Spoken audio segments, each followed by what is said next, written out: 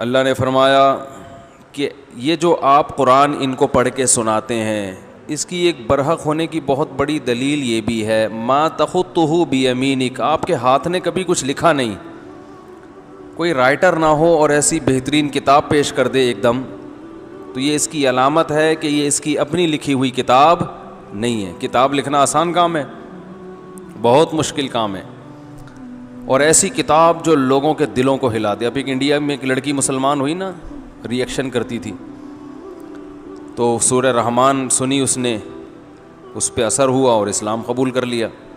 اس کی ویڈیو بھی آئی ہوئی ہے، وائرل ہوئی ہوئی ہے، مولانا طارق جمیل صاحب نے اس سے بات بھی کی۔ اس پہ بہت سے لوگوں کا اعتراض بھی ہوا کہ مولانا طارق جمیل صاحب ایک لڑکی سے بات کیوں کر رہے ہیں، تو صحیح ہے نا، تو لڑکی کو تبلیغ کرنے کے لیے کس کو بھیجیں آپ بتاؤ بھائی، وہ بہن بیٹی بنا کے بیچارے اس سے بات کر رہے ہیں، نظر بہت ہی حیا کے ساتھ، تو اتنا زیادہ دین کو مشکل نہیں بنانا چاہیے۔ میں نے بتایا نا بھی، وہ ایک ماسی ہمارے گھر آئی، کام کرتی ہے، تو ہم اس کو زکوٰۃ وغیرہ بھی دے دیتے ہیں، کچھ تعاون کر دیتے ہیں اس کے ساتھ، غریب ہے بیچاری۔ تو میرے گھر والوں سے کہہ رہی تھی، یہ مفتی صاحب دیکھو تعاون کر دیتے ہیں، فلاں مولانا صاحب ہیں، ان کے تو گھر کے میں قریب رہتی ہوں، ان کو میری غربت کی حالت کا علم ہے، میں ان سے گئی زکوٰۃ مانگنے تو انہوں نے منہ یوں کر لیا، میں قریب جا کے بات کر رہی ہوں تو منہ یوں کر لیا، اور کہنے لگے کہ نامحرم کو دیکھنا حرام ہے۔ وہ بیچاری بوڑھی ماسی،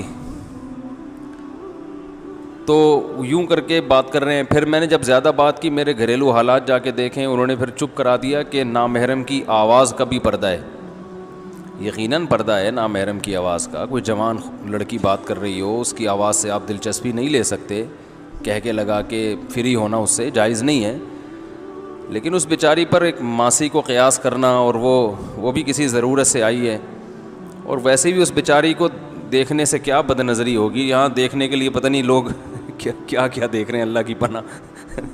تو مجھے بڑی ہنسی آئی اس ماسی کے انداز پر، کہنے لگی میں جب وہاں گئی تو وہ یوں منہ کر لیا کہ نامحرم کو دیکھنا۔ وہ جو بیچاری گھروں میں ہوتی ہیں نا، تو فتنے، بات یہ ہے کہ نامحرم کو دیکھنا، کوئی ضرورت ہو اور فتنے سے انسان محفوظ ہو تو پھر کوئی حرج نہیں ہے۔ نبی صلی اللہ علیہ وسلم کی مجلس میں اگر کوئی خاتون آئی کبھی کوئی بات کرنے کے لیے، تو آپ نے یوں تھوڑی کر لیا کہ نامحرم کو دیکھنا حرام ہے، بات نہیں کرو مجھ سے، چلو یہاں سے، بھاگو یہاں سے، بات کی آپ صلی اللہ علیہ وسلم نے۔ ہاں یہ کہ اس میں علماء اس لیے احتیاط کا حکم دیتے ہیں کہ یہاں تک لوگ قناعت نہیں کرتے، وہ بہت زیادہ فری ہو جاتے ہیں، اور پھر جناب وہ گپیں بھی لگ رہی ہیں، اور ہاں ہاں ہو بھی چل رہا ہے، جیسے آج کل مارکیٹ میں چل رہا ہے۔ آپ کی کلیگ ہے، آپ کے ساتھ جاب کرتی ہے، ٹھیک ٹھاک فری ہو رہے ہیں، جب بھی جا رہے ہیں اس کو، ایک خاتون یہاں جاب کرتی تھی، تو وہ لانڈھی ان کا کہیں آفس تھا، ناظم آباد سے لانڈھی کتنا دور ہے، تو انہوں نے بتایا کہ میں جب بھی جا رہی ہوتی نا، 15-20 آدمی آ رہے ہوتے ہیں کہ لفٹ آپ ہمارے ساتھ چلیں۔ ٹھیک ہے نا، آپ کس کے ساتھ چلیں؟ تو یہ نیتیں خراب ہوتی ہیں، لیبل خدمت کا لگا ہے اور نیتیں خراب ہیں، کیونکہ بھائی اگر اتنا ہی شوق ہے تو اور بھی تو 8-10 بوڑھے آپ کو نظر آئے ہوں گے نا راستے میں، بیچارے پیدل جا رہے ہوں گے، ان کو تو کبھی کسی نے نہیں کہا کہ انکل آپ ہمارے ساتھ چلیں، تو انٹیوں کے پیچھے لفٹ دینے کے لیے پڑے رہتے ہیں۔ لیکن اگر کوئی واقعی بری نیت نہیں ہے، کوئی واقعی خدمت کر رہا ہے، تو اس میں تو بھائی کوئی حرج نہیں ہے، بلکہ ثواب کی بات ہے۔ ہاں فتنے سے انسان محفوظ ہو۔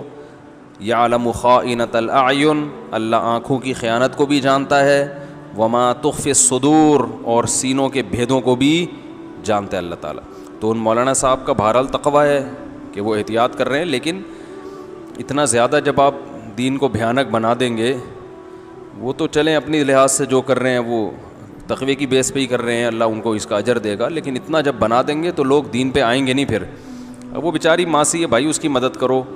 ایک دفعہ بائک پہ جاتے ہوئے خاتون نیچے گر گئیں، لڑکی تھی، تو ہمارے دوست احباب کچھ کھڑے ہوئے تھے، انہوں نے جا کے مجھے آ کے بتایا انہوں نے، وہ بیچاری چیخیں مار رہی ہے، ایکسیڈنٹ ہوا ہے، تو اس کو اٹھانا ہے نا، تو انہوں نے کہیں اٹھا دیا، مدد کی اٹھانے میں، اور کہیں بھی ایمبولینس میں ڈالا یا کیا کیا۔ اب آ کے کہہ رہے ہیں کہ میں نے کسی کو بتایا، کسی مولانا صاحب کو، تو انہوں نے کہا نامحرم کو آپ نے ہاتھ کیوں لگایا؟ تو میں نے کہا وہ بیچاری کو وہاں تڑپنے دیں، پتہ چلا کوئی دوسرا ٹرک آ کے نامحرم کو کچلتا ہوا چلا جائے روڈ پہ اس کو تڑپنے دیں تو نامحرم کو کچلنے کا گناہ نہیں ہوگا. تو ایسی ضرورت میں میرے بھائی احتیاط کے ساتھ اپنی بہن سمجھ کے اس کی مدد کرنی چاہیے. تو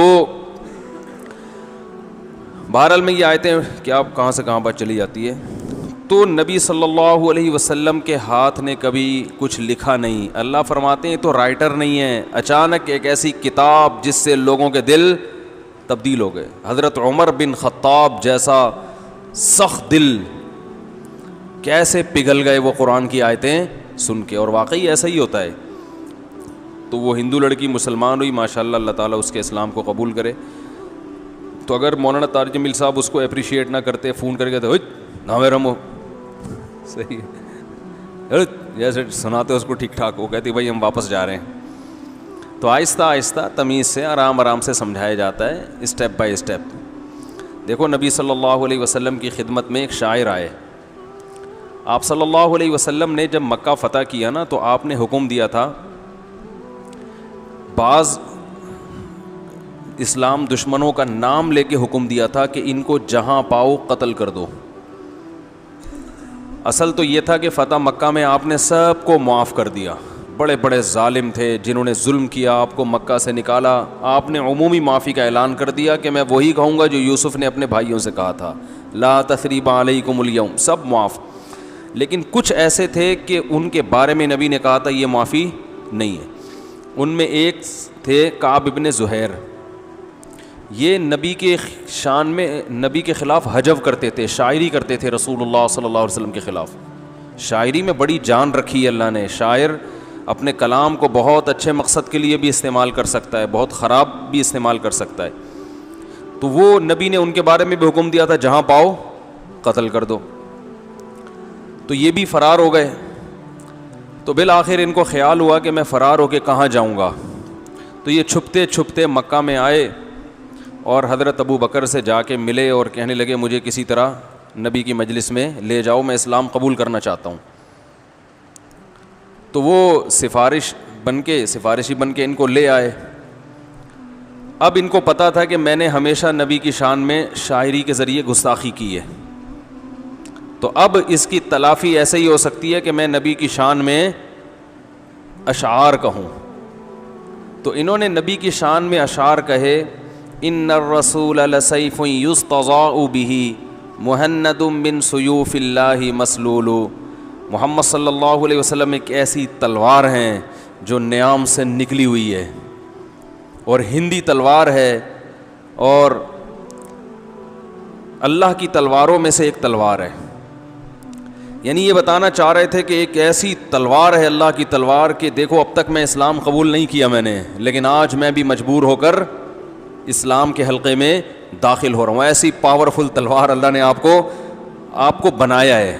یہ بڑی عظمت تھی اسلام کی کہ بھائی ساری زندگی ہم مقابلہ کرتے رہے مگر آج ہم نے بھی ہتھیار ڈال دیں. تو آپ ایسی اللہ کی تلواروں میں سے ایک تلوار ہیں. نبی کے دونوں پہلو ہیں, ایک آپ کے اخلاق کریمہ ہیں کہ کبھی چیختے چلاتے نہیں تھے, بازاروں میں شور و شغب نہیں تھا, ایسے پیارے اخلاق. لیکن ایک طرف آپ کا پہلو کیا ہے, آپ ایک جنگ کے کمانڈر بھی ہیں, لڑائیاں لڑی ہیں آپ نے. اور مکہ جب فتح ہوا تو آپ صلی اللہ علیہ وسلم نے لوہے کی زرہ پہنی ہوئی ہے. آج یا تو اتنے میٹھے بنتے ہیں کہ دل کرتا ہے کہ اس کو چائے میں ڈبو کے کھا جاؤ, اتنے میٹھے, اتنے نرم ملائم. سخت بنتے ہیں تو اتنے کہ دل چاہتا ہے اس کو تھوک دو. تو دونوں پہلو ہونے چاہیے بھائی, سختی کے موقع پہ سختی, نرمی کے موقع پہ نرمی. ہوتا ہے نا غلو ہے, میٹھے ہیں تو اتنے میٹھے میٹھے کہ وہ کچھ بھی کر لو حضرت جی کے ساتھ, حضرت کو غصہ ہی نہیں آتا. یہ نارمل آدمی تھوڑی ہوتا ہے جس کو کبھی غصہ نہ آئے. روب بھی ہونا چاہیے. انسان کی دونوں پہلو ہیں, روب بھی ہو محبت بھی ہو.